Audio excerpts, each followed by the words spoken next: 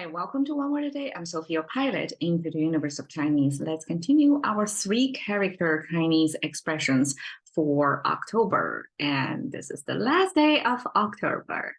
Okay, 真人秀 is a recent thing because it definitely is after the Chinese, after the era of TV or mass media.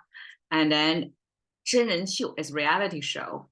Is a particular form of entertainment, and it's a show, right? And you put the supposedly the authentic person showing in their natural habitat to capture their natural, authentic responses in real life situations. That's what 真人秀 is about.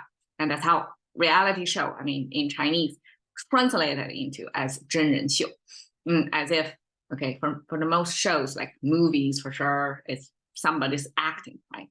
But the 真人秀 is like you're looking at that person that's not acting. They are representing themselves, their authentic self. Okay, 真, okay, it came from the eyeball here. This is a sphere. And then these two horizontal lines actually depicting the very borderline of the, in my case, of my black iris on top of the supposedly white eyeball. So that depicts the eyeball in that shape. But it's stacked up to save horizontal space, because if you see Chinese characters, they're rectangulars, they're not square. They are vertically longer characters instead of like a flat ones. They're taller characters. And so to save space in this horizontal dimension, then a lot of times things are stacked up. Originally, the eye is depicting like the eye is kind of a horizontal placed eye with eyeball in the middle. And then eventually to save space, it got stacked up like that. Okay, that's eyeball in the middle. That's very revealing about the character of this. This is, put in the center because it's about eyeballing something. It's about observation of something. And the top is hua. It means change, because this character came from this character, which is human or person. You see, human in its full form, it has the left and right, the straighter and curvier side. So Chinese capture humanity as a complex, at least a two-part, kind of a bipolar nature of humans, that we have, each of us have two sides.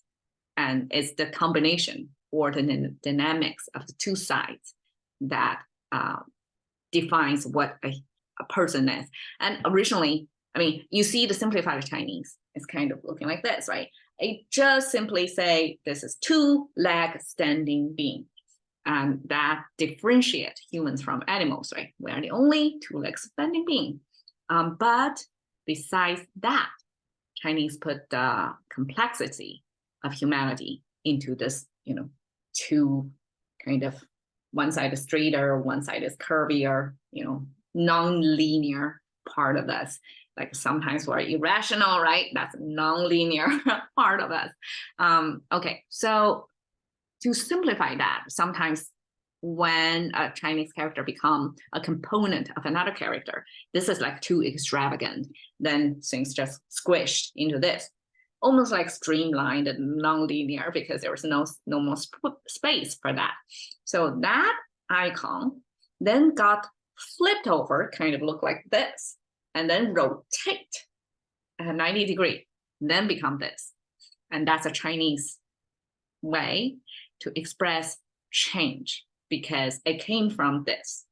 It got two types, I mean, at least 2 times transformation to make it into this. Because when we think about a change, is comparing now to future, or the past to now. There is a timeline in there, and time is the 4th dimension. And Chinese is a 2-dimension formation to represent the world, the complex, at least a 4-dimensional world with humans living in, and to capture that in 2D world. So how can it capture the time lapse over there to capture the concept of change? Is by visually rotating, flipping the human figure into that. Okay, so that means change. So we have eyeball, like observation, change, and here this thing is ground level. That means it's on the ground. It's not okay. So we have this upper left corner. That means above ground, like a high ground, and this is low ground. Okay, so low ground. So you're grounded. You're not like high, lofty thing. You're grounded down to earth. You're looking things as is.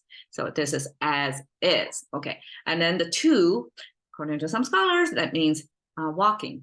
Means 2 legs walking there. So the whole story, the 4 part of this concept is you make an observation over time to see how things change, and you take it as is, like not biased, like try not to put in your own filter. Of course, we all have our own biases. We are not going to see things as is, right? There always brain interpretation part of it, but ground is try to remind you, try to see things on the ground level as is, and then walking represent act accordingly.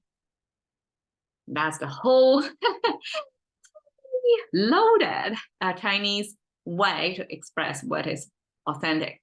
Another translation of the character zhen means true, truthful, truth-seeking, or honest, something like that. Like you are matter-of-factly, like you are showing the true self. So that's, English contemporary authentic meaning, right? Okay, ren, I already explained, and xiu came from this crop symbol on the top, and this again streamlined human figure on the bottom. So the top have okay, it looks almost like a tree symbol, which has the canopy of a tree and then the root of tree, kind of looking like this. This is the tree symbol, and then the top, when it kind of the middle of the trident shape of the canopy bend over toward the left, that means it's ripening. We can visualize it as crops growing toward the maturity, kind of near the harvest season, when the fruit of the crop, like the grains of the crop, are going to weigh down the stalks of the crop, so that it's kind of bending over like that. So it's a visual depiction of when it's ripening, before harvest, how the crop would look. That's wishful thinking, right? You may plant a whole year and some natural disaster or bad weather condition can wipe out the whole thing. But that's what we're after. We want to see the fruition of a whole year's work and to see that dropping, that ripening of our hard work. So that's representing the crop. And then the bottom is human figure streamlined. So the original meaning of this character, the combination of the 2 elements, means, okay, Chinese have a classification of plant or vegetation. Is that the word? So the plant have been grouped into if the plant are going to have flower or not. And if you're going to ripe or have your seeds produced after the flowering, after blooming, it's going to call hua. Okay, take back. The flower itself is called hua. And then this flower, after the flower, bear fruit. If it's on a tree, it's going to be called shi. Okay, and if this plant are going to bear fruit without the flowering process, like wheat, grain, like I guess wheat, barley, anything that's kind of economic plant, we plant them for food, not for beauty. So they are going to get to the fruit stage without the beautiful blooming stage. That's called 秀. Okay, so 秀 means fruit bearing, but without ever bloomed. Picture that. Okay, so apparently 真人秀, this 秀 actually doesn't mean fruitation. It's a translation of show by the sound, because show, and then 秀, it kind of sounds similar, right? And eventually when we get so used to it, we view 秀, this originally non-flowering fruitation process of a plant, becomes almost like a show, like a show business or showmanship. So that somehow this this sound-based translation of show, then connected to this ancient farming type of plant activity or classification of the type of plant, non-blooming, fruit-bearing plant, then relates to the show. So 真人秀 means showing the true matter-of-factly, like a real life setting, real personal response of this person. Normally it's a celebrity, because hey, as a layman, who care how you behave, right? It's the celebrities who are interested to see how they would respond to such a situation without acting, right? Put their own authentic self out there for you to see. So that's the type of show. And I'm putting here one of the most popular shows, reality show in China. That's kind of like a talent show merged with reality show, because there are competition and there are celebrity, like all these are celebrities, and the thesis of this show is to select celebrities that supposedly have peaked X number of years ago. So they are older, at least 30 plus age group. In Chinese entertainment industry, they were regarded as they already peaked.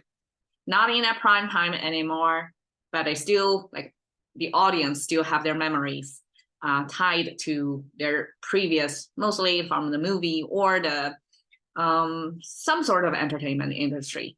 So put them together, battling it out by singing, dancing, like entertainment form. A lot of them were actors. They don't know how to sing and dance. So they have to went through this training process, pretty rigorous and competitive between different groups of girls, right? And then they have to eventually be evaluated and put on the show on stage to entertain, to perform, kind of like a star formation by the previous stars. And that's the 乘风破浪的姐姐. And the Chinese use 姐姐 to mean mature woman who may already have got married, have their career behind them, have already accomplished something, and they are mature, they know how to present themselves, they know how to act appropriately, and they are probably more better groomed and well-traveled, established, and that's as 姐姐 means older sister. It's a way of Chinese to show respect to older women. They call them older sisters. And then 乘风破浪 is the competition part of the show, to show that regardless of their age, they can still travel full sail onward to charge, to be competitive, to put on a great show, to wow the audience. Especially, I think, the age factor put in there, like they are past their prime time. So audience may have an expectation of, they're not really that attractive anymore. So to shock the audience, to like revisit their beauty, to appreciate their talent, that's the twist of plot. Like after this rigorous training of them, like even they were actors before, they can sing and dance, can wow the audience in that way. Okay, and that's reality show. 真人秀. Cash into the currency of thinking, back one word a day with Sophie. See you another day.